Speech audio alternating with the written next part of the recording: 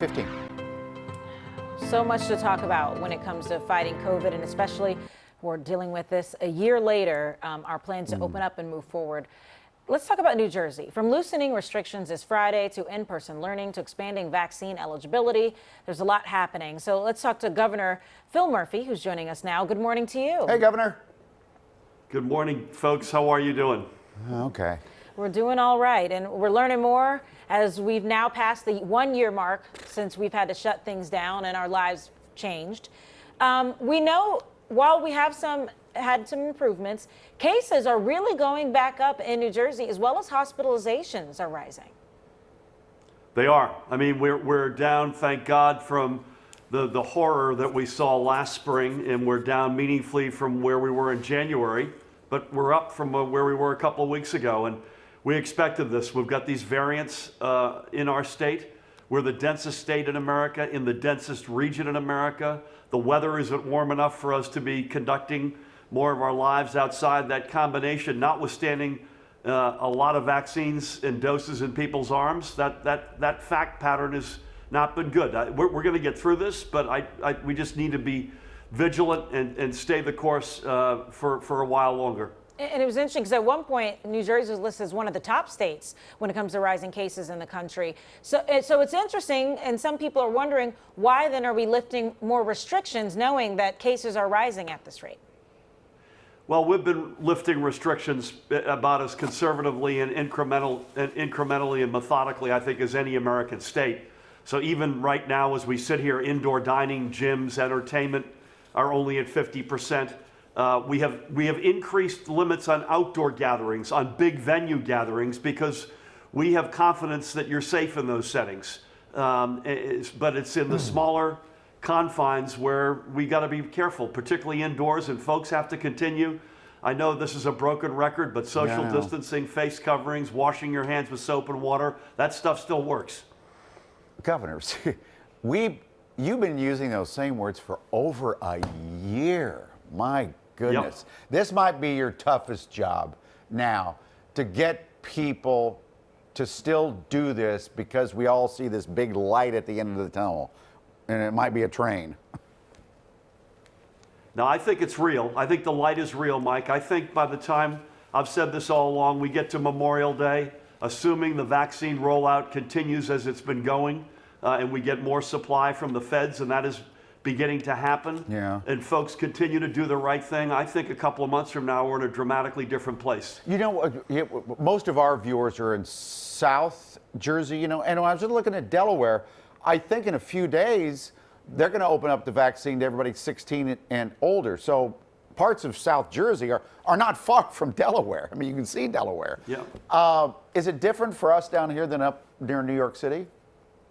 No, New York's got different guidelines as well. Listen, I'm not suggesting if folks are having trouble getting an appointment that we don't understand their anxiety. I get that completely. There's a supply-demand imbalance. But literally, we're the top 3 state in America in terms of the efficiency of putting shots in arms relative to the supply from the feds we receive. So we opened up another group of eligibility this past Monday. There's another group coming this Monday, April 5th. Yeah. I'm going right after this to a FEMA site in Newark, which is doing 42,000 shots a week. We're going to get there. Everybody in our state will be eligible at latest by May 1st. I'm confident, even though, again, there's a supply-demand imbalance, and that frustrates folks, and I get that completely, we're going to get there. Because that's the thing I think we've been hearing governors say and local leaders say, oh, we're trying to work to make more people eligible. But the key word is eligible, because I think for folks at home, they're like, just because I'm eligible doesn't mean I actually be able to physically get it. Exactly. Yeah, listen, I'm not eligible until next Monday. So I completely get that, and I will go online just like everybody else Monday morning and get an appointment, God willing, sooner than later, and get the shot. No, hold on a second. So by eligible, you mean you'll be able to get an appointment. It's not eligible, you can sign up and wait and hope.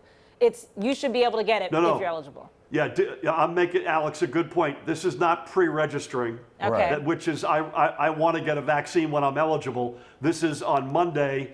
I'm personally eligible, 55 and up. My wife and I will both be eligible. We will be able to go online and, God willing, get an appointment. Yeah. Okay, that's big. So eligible means you will get an appointment. Okay. Good to know. You got it. I thought you were 35. It may not be as fast as Governor. you'd like, but you'll get one. Yeah, I thought you were 35. What's that? I thought you were 35. You're 55. Another reason I love you, Mike. Yeah, I've been lying about my age forever. Hey, listen, you haven't had a shot yet? No, because I want to follow the rules like everybody else. I'm 63 years old. I had cancer a year ago, but it's not active, thank God. I've had 2 good 6-month checkups, and I'm not in the throes. No matter how old you are, in our state since January, you have been eligible if you have chronic conditions. So ongoing cancer, heart, diabetes, etc., obesity, lung challenges, smokers. Those folks have all been eligible since January in our state, and that's a lot of our population, as you can imagine. So, but I'm going to play by the rules just like everybody else has to. Okay. I mean, you're kind of important, Governor. I Don't want to appreciate lose that. you. My goodness. And really quickly, when it comes to schools, because I know it made a big statement. You made a big statement when you said that everybody's going to go to full in-person learning.